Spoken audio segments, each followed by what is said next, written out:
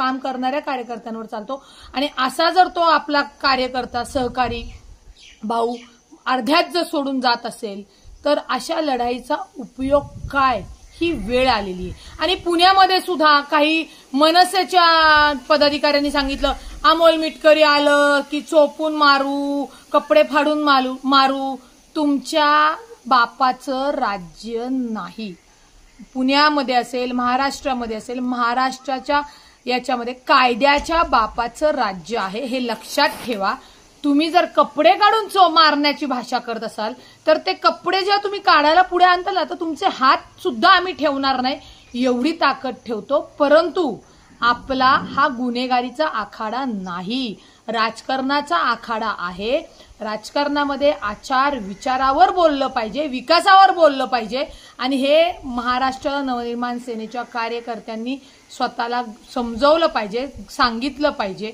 मी म्हणत नाही की हे सगळं करायला कुठल्या नेत्यांनी सांगितलं असेल, म्हणजे माननीय राजसाहेबांनी सांगितलं असेल, परंतु माननीय राजसाहेबांनी टीका केल्यानंतर राष्ट्रवादी काँग्रेस पक्षामधनं त्याला प्रत्युत्तर गेल्यानंतर ही जी खालची नेते मंडळी आहेत, जे मारायची, धमकवायची, जीवे मारण्याची जी धमकी देतात, या सगळ्यांवर कायद्याने कारवाई झाली पाहिजे। आणि मी तर पुणे पोलिसांना आणि गृह खात्याला विनंती करेल की जे कोणी राजकारणाच्या नावाखाली गुन्हेगारी पसरवतात, दहशत निर्माण करतात, त्यांना 1 वर्षासाठी तुरुंगवास द्यावा। त्याच्याशिवाय यांना राजकारण काय आहे आणि गुन्हेगारी काय आहे हे समजणार नाही। जर याच्यावर त्वरित योग्य ती कारवाई करून बंधनं आणली नाहीत तर अशाच पद्धतीने कुणी उठेल, आम्ही मर्दांगी दाखवतो, आम्ही हे दाखवतो। तुमची मर्दांगी दाखवायला तुमचं घर आहे, बाहेरच्याला मर्दांगी दाखवण्यासाठी आम्हाला अजिबात त्याच्यामध्ये इंटरेस्ट नाहीये। परंतु कार्यकर्त्यांनी भाषा ही जपून वापरली पाहिजे। टीका करताना टीकेचा स्तर तो टीकेसारखाच असला पाहिजे। नाही फालतू माणसाबरोबर कुठे साहेब या संदर्भात हो, मी काही तुमचा प्रश्न ऐकला, तुम्ही उत्तर फालतू माणसाबद्दल बोलायला एवढा वेळ का साहेबांकडे? छोट्या माणसाबद्दल थोडी आहे। आधी केवळ अमोल मिटकरी आरोप करत होते, आता त्यांच्या पक्षाचे प्रवक्ते उमेश पाटील हे देखील बोलतायत की राज ठाकरेंवर देखील गुन्हे दाखल झाले पाहिजे। त्यांच्या व्यतिरिक्त दुसरा बोललेला दाखवा। रुपाली पाटील घरात दाखवावी म्हणून कर्ण बाळांनी। रुपाली पाटील या मनसेच्या पूर्व कार्यकर्त्या होत्या। आता घरात मर्दानगी दाखवा म्हणजे मला कळलं नाही, म्हणजे स्टेटमेंट आहे त्याचा अर्थ काय? तुम्ही केलेल्या प्रश्नाचा अर्थ तुम्ही मला सांगा, मग मी उत्तर देतो। घरात मर्दानगी दाखवा म्हणजे त्यांनी म्हटलं असं की काय विषय म्हणजे काय?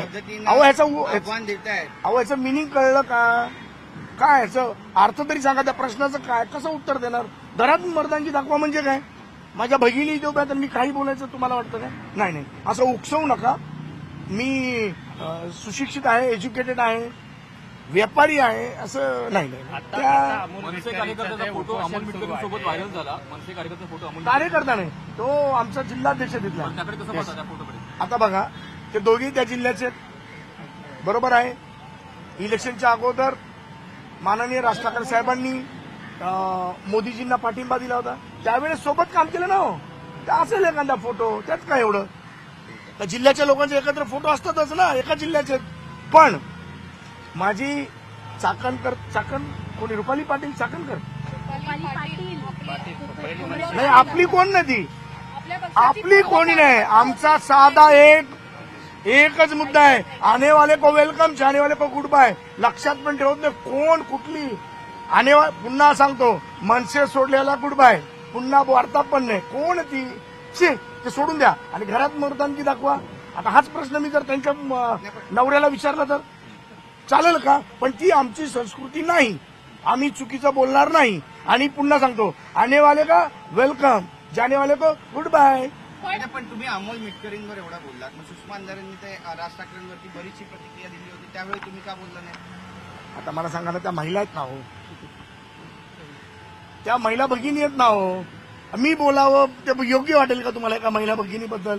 अच्छा, आम्ही बोललो की तुम्ही म्हणणार तुमची संस्कृती कुठे गेली? म्हणजे तुम्ही पण दोन्ही बाजूनी वाजवता की नाही? असंच नाही अर्थ, बरोबर की नाही? एक महिला भगिनीबद्दल मी बोलावं हे योग्य का? तरी सुद्धा जर त्यांनी पातळी सोडली तर त्यांना सुद्धा सोडणार नाही. ठीक आहे, थँक्यू. धन्यवाद.